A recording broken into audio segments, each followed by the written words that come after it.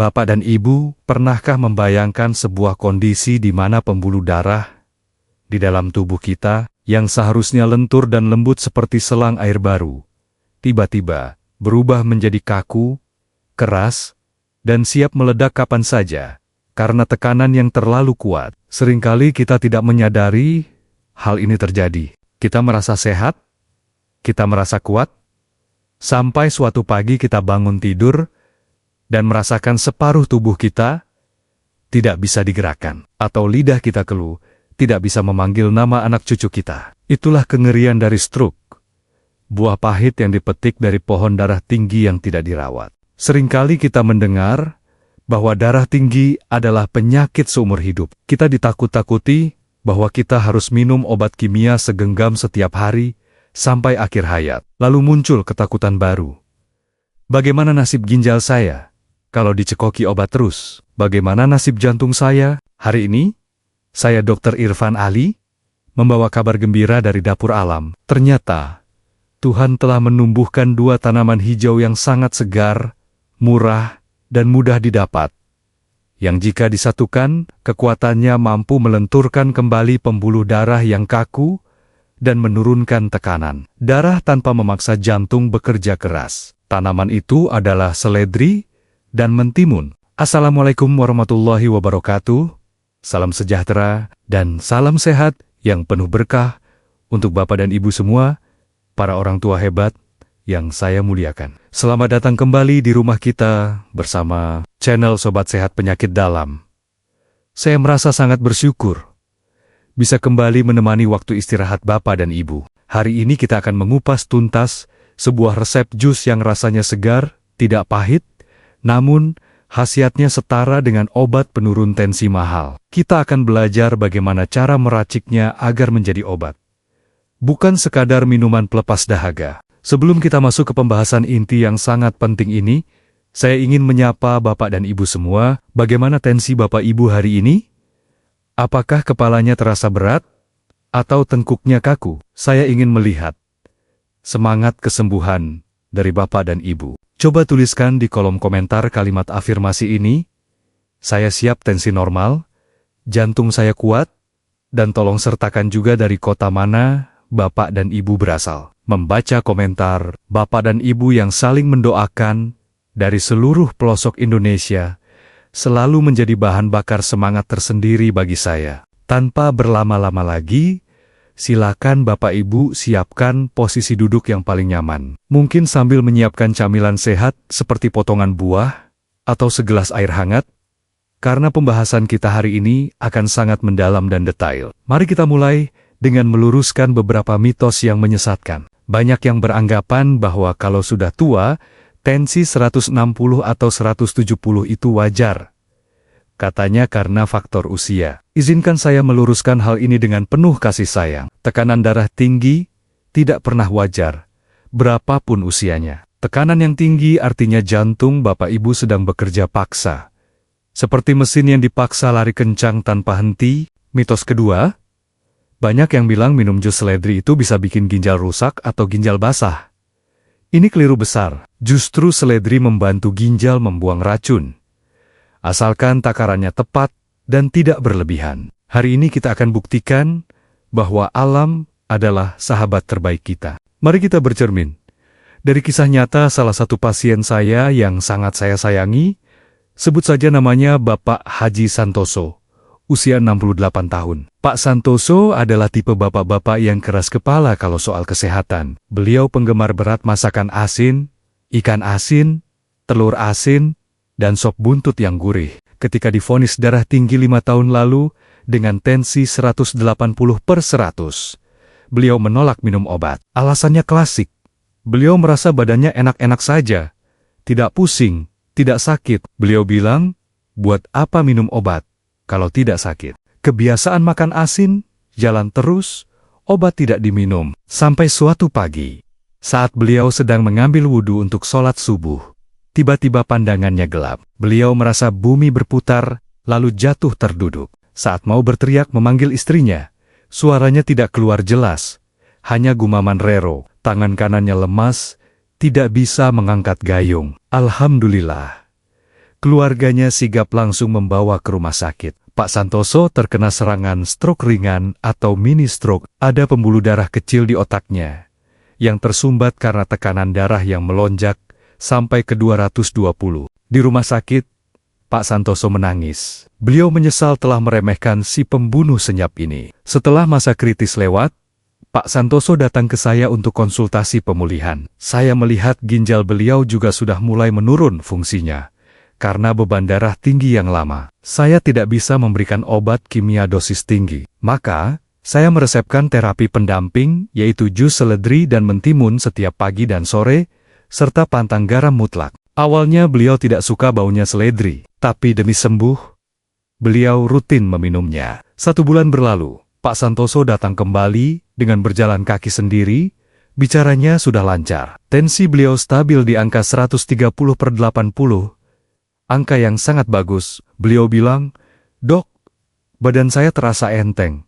Pundak saya yang biasanya berat seperti memikul beras, sekarang ringan." Kisah Pak Santoso ini mengajarkan kita bahwa gejala fisik seringkali datang terlambat. Jangan menunggu jatuh dulu, baru mau berubah. Lalu, apa sebenarnya yang terjadi di dalam pembuluh darah Bapak Ibu saat tensi naik? Dan bagaimana jus hijau ini bisa menurunkannya? Mari saya jelaskan mekanismenya dengan analogi yang sangat sederhana, agar mudah dibayangkan. Bayangkan, sistem peredaran darah Bapak dan Ibu itu seperti sistem selang air di kebun. Jantung adalah kerannya, dan pembuluh darah adalah selang karetnya. Saat selang itu baru, dia lentur dan elastis. Kalau airnya deras, dia bisa melebar. Tapi seiring menuanya usia, selang itu menjadi kaku, getas, dan di dalamnya penuh lumut atau kerak kolesterol. Tekanan darah tinggi itu ibarat Bapak Ibu memutar keran air sampai pol, tapi ujung selangnya dipencet atau tersumbat. Apa yang terjadi? Air akan menyembur dengan tekanan dahsyat. Dinding selang akan menegang keras. Jika ini dibiarkan terus-menerus, ada 2 kemungkinan mengerikan. Pertama, selangnya meledak atau pecah ini, yang disebut stroke pendarahan. Kedua, keran airnya jantung jebol karena tidak kuat menahan tekanan balik. Ada 3 bahaya utama yang mengintai di balik darah tinggi yang tidak terkontrol. Bahaya pertama adalah pembengkakan jantung. Jantung adalah otot. Kalau dia dipaksa memompa beban berat setiap detik, otot jantung akan menebal dan membengkak. Jantung yang bengkak bukan berarti kuat, justru dia menjadi lemah dan loyo. Akhirnya gagal memompa darah. Inilah gagal jantung. Bahaya kedua adalah kerusakan ginjal. Ginjal Bapak Ibu isinya adalah jutaan saringan halus yang terbuat dari pembuluh darah mikroskopis. Kalau disemprot dengan darah bertekanan tinggi terus-menerus, saringan halus itu akan jebol dan rusak. Makanya banyak pasien darah tinggi yang berakhir cuci darah. Bahaya ketiga adalah stroke. Ini yang paling kita takutkan. Stroke tidak hanya mematikan, tapi juga mematikan produktivitas dan kemandirian. Kita tidak mau masa tua kita habis di atas kasur dengan selang makan di hidung, merepotkan anak cucu. Disinilah peran seledri dan mentimun sebagai penyelamat. Seledri mengandung zat ajaib bernama 3-N-butylphthalate atau disingkat 3-NB. Zat yang namanya rumit ini memiliki fungsi sederhana tapi dahsyat, yaitu melemaskan otot-otot di dinding pembuluh darah. Bayangkan, selang air yang tadinya kaku dan tegang, setelah kena zat seledri ini, dia jadi rileks dan melebar. Saat selang melebar, aliran darah jadi lancar, dan tekanan pun turun, otomatis tanpa jantung harus bekerja keras. Sedangkan mentimun, dia adalah sahabat ginjal. Mentimun kaya akan kalium dan air. Kalium ini tugasnya mengusir natrium garam jahat yang menahan air di dalam tubuh. Saat Bapak Ibu makan garam, air tertahan di darah.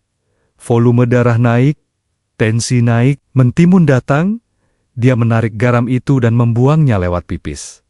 Jadi volume darah berkurang, tensi pun turun. Kombinasi seledri yang melebarkan jalan dan mentimun yang mengurangi kemacetan adalah kombinasi sempurna. Sekarang, saya ingin mengajak Bapak dan Ibu untuk melakukan cek mandiri. Kita deteksi apakah tubuh Bapak Ibu sedang memberikan sinyal bahaya dari tekanan darah tinggi, silakan cari posisi duduk yang tenang. Langkah pertama, cek tengkuk atau leher belakang. Coba Bapak Ibu pegang leher bagian belakang dan bahu. Pijat sedikit. Apakah terasa kaku, keras, dan berat? Seperti ada batu bata di sana. Rasa berat di tengkuk adalah tanda khas bahwa aliran darah ke otak sedang tidak lancar karena tekanan yang tinggi. Langkah kedua, cek keseimbangan. Cobalah berdiri dengan satu kaki selama 5 detik, atau berjalanlah lurus mengikuti garis ubin. Apakah Bapak Ibu merasa limbung, seperti mau jatuh, atau merasa bumi bergoyang? Rasa sempoyongan atau vertigo seringkali menjadi tanda awal gangguan sirkulasi otak akibat hipertensi.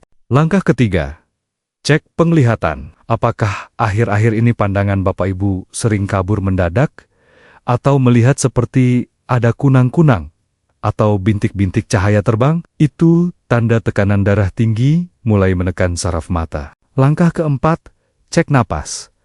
Coba Bapak Ibu jalan agak cepat sedikit ke dapur. Apakah napas terasa pendek dan ngos-ngosan lebih dari biasanya? Jantung yang bengkak akibat darah tinggi seringkali membuat napas menjadi pendek dan cepat lelah. Jika Bapak Ibu merasakan tanda-tanda tadi, apalagi jika tensimeter di rumah menunjukkan angka di atas 140/90, jangan tunda lagi. Solusi alaminya akan kita bahas sekarang. Mari kita masuk ke bagian inti, yaitu resep jus hijau penurun tensi. Saya mohon Bapak Ibu menyimak detailnya langkah demi langkah, karena cara mencuci dan mengolahnya sangat penting untuk membuang pestisida dan mendapatkan khasiat maksimal. Bahan yang disiapkan. Pertama, seledri. Bapak Ibu bisa menggunakan seledri batang besar, seledri impor, atau stik seleri, atau seledri lokal daun SOP. Kalau seledri batang besar, cukup 2-3 batang. Kalau seledri lokal yang kesel-kesil, butuh sekitar 1 genggam besar, kira-kira 4-5 batang, beserta daunnya. Seledri batang besar airnya lebih banyak, dan baunya tidak terlalu menyengat. Sedangkan seledri lokal baunya lebih tajam, tapi khasiatnya sangat kuat. Kedua, mentimun. Gunakan 1 buah mentimun ukuran sedang. Boleh timun lokal atau timun Jepang Kyuri. Timun Jepang, kulitnya lebih tipis dan bijinya sedikit. Lebih enak dibuat jus. Ketiga, jeruk nipis atau lemon. Cukup setengah butir perasan. Ini sebagai pengawet alami dan penambah vitamin C untuk kelenturan pembuluh darah. Keempat, air matang setengah gelas, sekitar 100 ml. Langkah pembuatannya, tolong dicatat urutannya. Langkah pertama, pencucian ekstra bersih.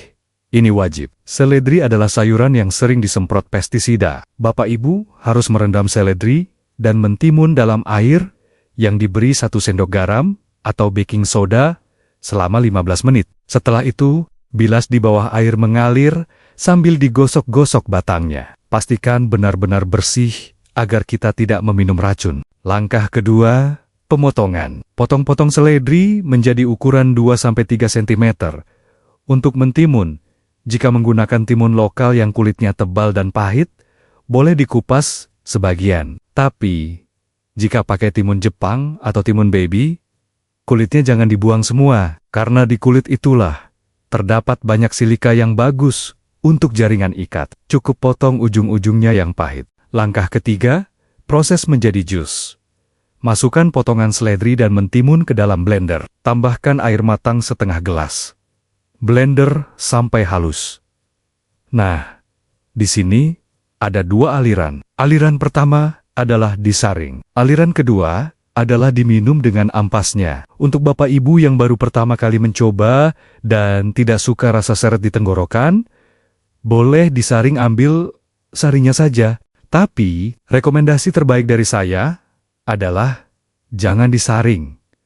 Serat dari ampas seledri dan timun itu sangat bagus untuk mengikat kolesterol dan gula di usus. Jadi, minumlah seperti smoothie kental. Terakhir, beri perasan jeruk nipis atau lemon sesaat sebelum diminum untuk menyegarkan rasa dan menghilangkan bau langu seledri. Cara konsumsinya.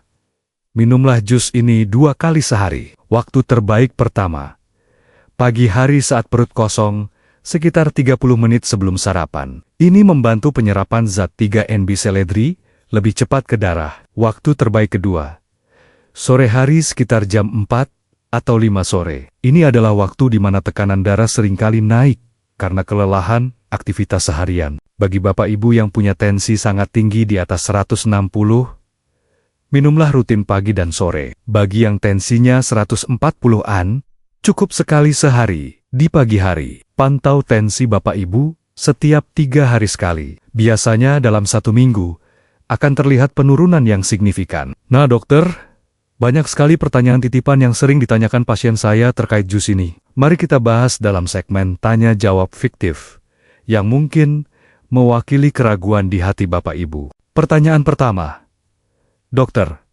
saya punya darah rendah hipotensi. Tensi saya sering 90/60. Boleh tidak minum jus ini untuk kesehatan? Jawaban saya, hati-hati. Seledri dan mentimun sifatnya menurunkan tekanan darah dengan cukup kuat. Jika Bapak Ibu yang tensinya sudah rendah meminum ini, bisa-bisa Bapak Ibu pusing, keliangan, dan lemas karena tensinya makin drop. Untuk yang darah rendah, sebaiknya hindari jus ini, atau gunakan mentimunnya saja tanpa seledri, dan tambahkan sedikit garam Himalaya. Pertanyaan kedua, dokter, saya punya sakit mah. Katanya, seledri dan jeruk nipis bikin perih. Jawaban saya, sebenarnya seledri bersifat basa alkalin yang menetralkan asam lambung. Namun, bagi sebagian orang yang perutnya sangat sensitif, minum jus mentah pagi hari bisa bikin kembung.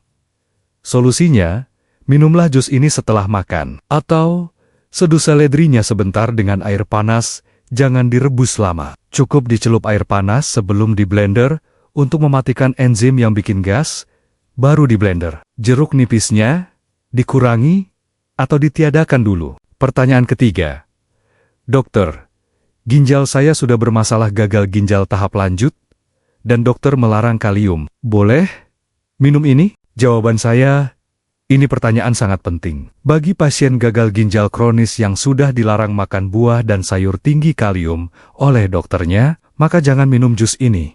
Seledri dan mentimun tinggi kalium. Ginjal yang rusak tidak bisa membuang kalium, dan penumpukan kalium bisa bikin jantung berhenti. Resep ini aman untuk orang sehat atau ginjal tahap awal, tapi tidak untuk gagal ginjal tahap lanjut. Selalu konsultasikan dengan dokter yang merawat Bapak Ibu. Pertanyaan keempat, dokter, kalau tensi saya sudah turun jadi normal, apakah obat dokter boleh langsung di-stop? Jawaban saya, sobat sehat, jangan pernah menyetop obat darah tinggi secara mendadak. Itu berbahaya.